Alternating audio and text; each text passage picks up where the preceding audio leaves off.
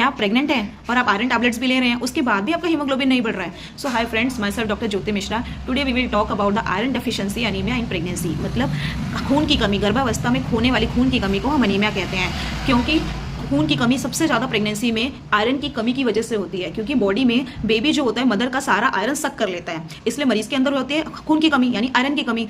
अब हम क्योंकि डॉक्टर आपको हमेशा आयरन के टैबलेट्स कब शुरू करते हैं? डॉक्टर्स आपको आयरन के टैबलेट्स 3 महीने या फिर 12 वीक्स के बाद प्रिस्क्राइब करते हैं।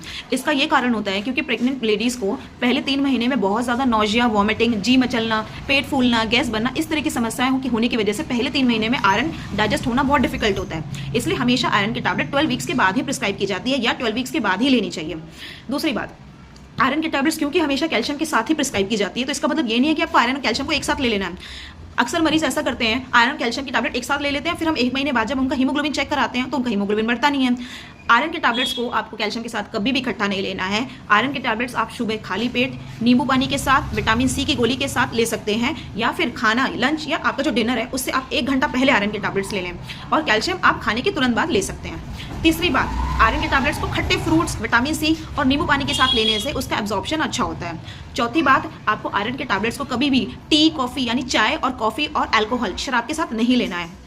पांचवी बात, आयरन के टैबलेट्स जब भी अगर आपका हीमोग्लोबिन कम होता है प्रेगनेंसी में, तो हम आयरन के टैबलेट्स की डोज बढ़ा देते हैं, यानी आपको सुबह शाम 2 टैबलेट लेने के लिए कहते हैं, तो जैसे डॉक्टर कहें आपको उसी के अकॉर्डिंग अपनी डोज बढ़ानी है, और आयरन के टैबलेट्स जैसे जैसे एडवाइस की जाएगी आपको वैसे वैसे लेनी है। कई बार इतना सब कुछ करने के बाद भी कुछ पेशेंट्स को आयरन के टैबलेट एब्जॉर्ब नहीं होती है या एब्जॉर्ब नहीं हो नहीं पाती है, और उसकी वजह से उनका हीमोग्लोबिन बढ़ता नहीं है। तो उस कंडीशन में हम पेशेंट्स को इंजेक्टेबल आयरन, जो आयरन सुक्रोज की जो वाइल्स आती हैं, वो हम पेशेंट को IV आयरन देते हैं। लेकिन ये सब हम बाद में करते हैं जब पेशेंट को ओरल टैबलेट्स 1-2 महीने देने के बाद भी पेशेंट का हीमोग्लोबिन नहीं बढ़ता है।